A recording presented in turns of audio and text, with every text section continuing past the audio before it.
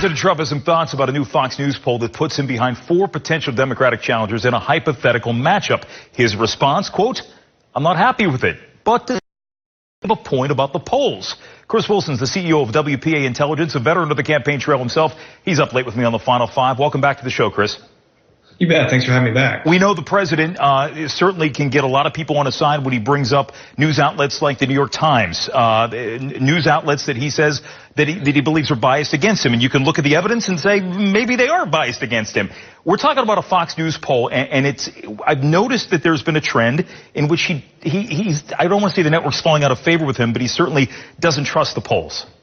Well, the Fox News poll, I think it's important to point out, this isn't some internal poll being conducted by an employee sitting at Fox. They actually outsource it to a Republican pollster and a Democrat pollster who work together on putting together the questionnaire. They go back and forth on the way that they ask the questions. And it has never been favorable or unfavorable toward this president or President Obama or anybody else for that matter. It is truly just a media poll done the same way that CNN or Bloomberg or anybody else would. In fact, I'd point back to the 2016 election.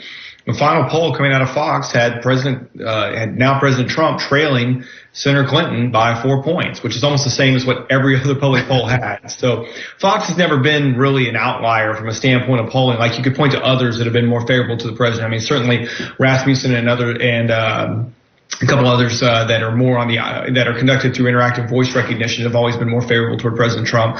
But I think Fox is a solid poll methodologically, and the president's done a very good job, I think, in the past, sort of discounting polling numbers whenever they're numbers he doesn't like, and that's just what we're seeing here. And I think, really, Chris, if there's anybody who knows about polls, and granted, we are so far removed from November of 2020, but you worked for Ted Cruz in 2016. All the polls said he was going to lose the Iowa caucuses, and the Iowa caucuses come, he wins the whole enchilada. Yeah, that's a great example of why public polls can be wrong. Jan Seltzer, who conducts the Des Moines Register poll, is called by Bloomberg Magazine the best pollster in the world, which I found somewhat insulting, but that's all right. And she was doing a sample of caucus goers from the past. And to give you an example, in 2008, there were 119,000 Republicans that voted in the Iowa caucus. In 2012, there were 124,000 people that voted in the Iowa caucus.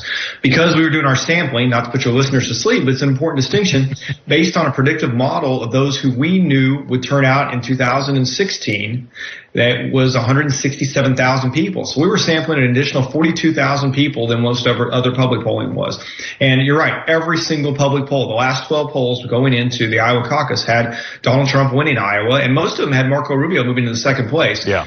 Candidly, if we'd lost, if Ted Cruz had lost, I probably would have been fired the next day because I kept telling him he was going to win, and thank God we did, so I kept my job. As we look at the president moving ahead through this, and he clearly doesn't have to worry about really any competition. I know Bill Weld, but Bill Weld is Bill Weld here. Right. As we look ahead to 2020, though, is this going to be an issue of President Trump playing to the constituency that worked to him, or as many people would say, the base, or is he going to have to find himself eventually reaching out to people, to more moderates, the people that carried Michigan, Pennsylvania for him in 2016?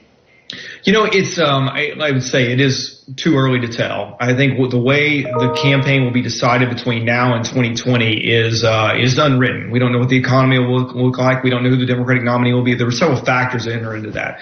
But from a standpoint of the president growing his electorate, I think that is absolutely essential. But there are many ways to grow his universe, his voting universe. And I'll point out that Mark Penn, who was Bill Clinton's pollster and was Hillary Clinton's pollster in her first campaign, recently wrote a very good book called Microtrends Squared, in which he talks about the greatest untapped resource in American politics right now are whites without a college degree. They turn out a lower percentage than African Americans, a lower percentage than Hispanics, a lower percentage than suburban voters, anybody else. And if I were advising the president, which to be clear, I'm not, but if I were, that is the universe I would tap into. And I think he does a pretty good job of it, because if they turn out the same percentage of any of the other groups I just talked about, then he would win Pennsylvania, he would win Michigan, he would win Wisconsin again. Right. And he has the ability to motivate those voters, candidly, like no other candidate I've ever seen. And if he's running against a Kamala Harris or a Elizabeth Warren or certainly a Bernie Sanders, right, I think that's the direction he goes. Against Joe Biden, it becomes a little bit different. I think if that's the case, and he does have to run a little bit more toward a moderate motivational factor, and that's to your point. All right, Chris Wilson, good to see you again, my friend. Thank you for the insight. You bet. Thanks for having me. We're back after this in the Final Five.